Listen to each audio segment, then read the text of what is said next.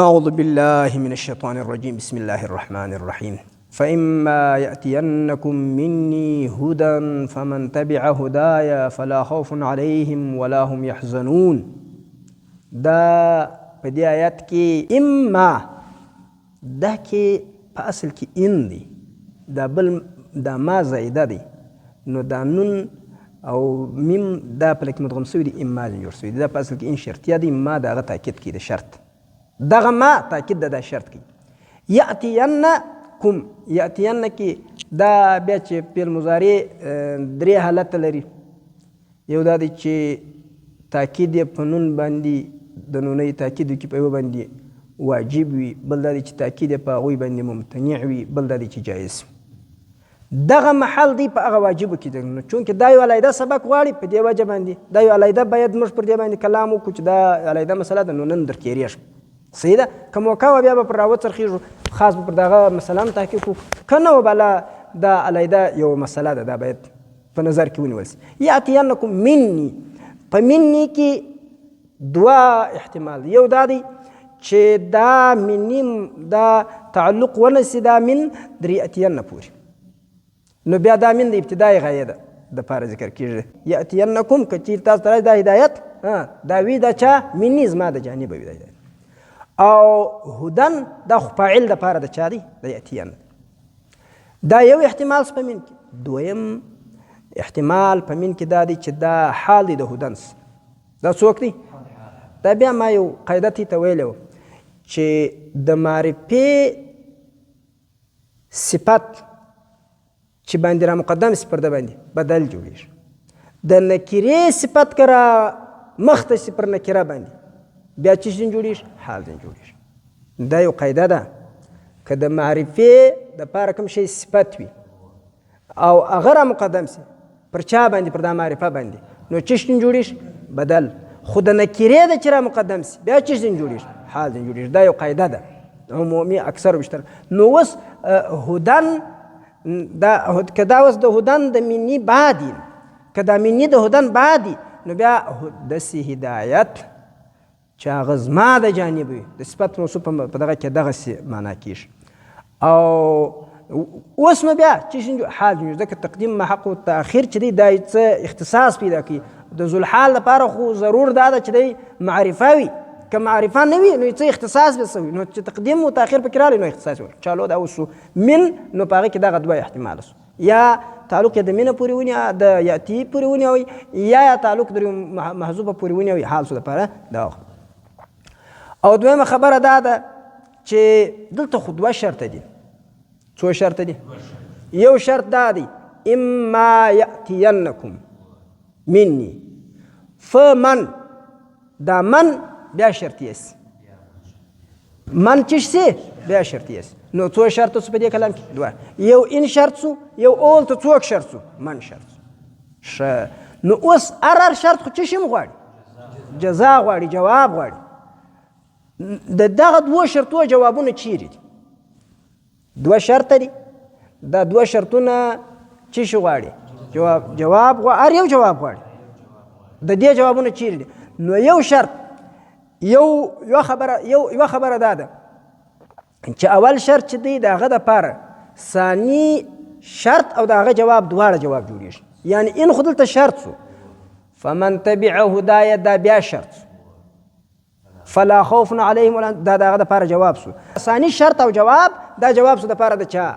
د اول شرط چې فإما دی د انس. یوه خو وسو.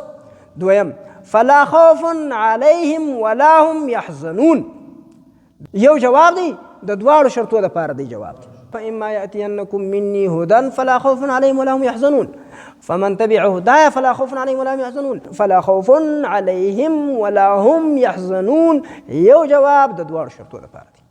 اوسو دا د امام کسائی رحمه الله لرا منقول دی، خو ابن عطیه رحمه الله وایي چې فيه نظر. په پوه سواست؟ دا دوه. دریم جواب د شرط اول د محذوف دی، هغه فإما یأتینکم مني هدى فاتبعوه فمن تبع هدایا فلا خوف علیهم ولا هم یحزنون. درې سره خبرې مې زده شوې. د دویم شرط جواب د شرط اول د دواړو دپاره یو فلا خوف علیهم او د اول د معذوب چې هغه فاتبعوه دي فإما یأتینکم مني هدى فاتبعوه فمن تبع هدایا فلا خوف علیهم ولا هم یحزنون. اوسو من دا وروسته من دا خو پر یو تقدیر موږ د هم د چا اخیستی وو د شرطیه ده نو د شرطیه په تقدیر کې بیا هغه نور تفصیل ګرده سته. په ده کې بیا دي دوه احتماله شرطیه هم اخیستلی سي او موصوله یې هم اخیستلی سي چې من شرطیه کې نو دی څوک دی مبتدا. اوس د ده خبر څوک دی د ده په خبر کې څلور قوله دي. څو قوله دا هر ځای چې دی دا رقم وي دغه مشکل دغه شی پکې سته د اختلاف پکې سته مشهور اختلاف دی. څوک وایي دا خبر د فعل شرط په من دا مبتدا سوه تبعه د فعل شرط دا د خبر دی دا یو. څوک وایي نه هغه چې جواب یې جوړېږي هغه یې چې شم دی خبر دی او څوک وایي دا مجموعه د شرط د جزا دا د دپاره خبر دی. صحیح سو. او څوک بیا وایي چې په هر چا که په شرط کې ضمیر سته هغه په دا جمله چې دی پر داخله دی چې هغه په شرط باندې مشروطه کېږي که په جزا کې ضمیر سته هغه چې په هر چا کې ضمیر سته هغه یې چې جوړېږي خبر جوړېږي. څو قوله سته مشهور یو اختلاف دی نور تفصیلات بیا بل ځای وګورئ. څو خبرې سوې پکې څلور. اول دا دی چې بس دا شرط د ده دپاره چش دی خبر هم دی. دویم خبرې هغه جواب خبر دی. دریم مجموعه د شرط جزا خبر ده. څلرم چې په هر چا که ضمیر په شرط کې سته هغه که ضمیر په جزا کې سته هغه بیا چش جوړېږي خبر جوړېږي. خو دا ګرد پر هغه تقدیر دی چې دی څوک واچوي شرطیه من. که چیرې دا من ته موصوله جوړ کې نو بیا یو مشکل دا پکې راځي چې نو هغه خو شرط نه دی بیا فلا خوف علیهم ولا هم یحزنون دلته فات څه غواړي نو بیا مشابه د شرط سره راځي. اوس دلته یوه خبره بیا ډېره مقصودي خبره ده هغه واوره د دې وروسته دلته په ترکیب کې فرق څه راځي چې شرطیه سي موصوله سي. چې موصوله سي بیا دا وروسته جمله خصله ده نو بیا دا لا محل لها من الاعراب ده بیا دا چش ده بیا دی نه ویل کېږي چې موصول وسیله مل کرده یا پلانی شي موصول وسیله مل کرده دا د دپاره ورته کړې ده چې دا موصول وسیله مل کر نه ویل کېږي دغه ده وایي بیا هغه سله جمله چش سوه لا محل لها من الاعراب. او بل لا خوف علیهم ولا هم یحزنون په دې کې خو نور هغه اوږده تفصیلات دي چې بیا سړی د لږ همت ولري دغه وګوري مغني اللبیب عن کتب الاعاریب چې افضل د کتبو دی په نحوه کې په بعضو ځایونو کې بیخي زبردسته کتاب دی او یو د دقیقو خلکو کتاب دی په نحوه کې څوک ډېر دقت لري د هغه د مغني لبیب سره به جوړي نن ډېر بهترین کتاب دی د مغني لبیب.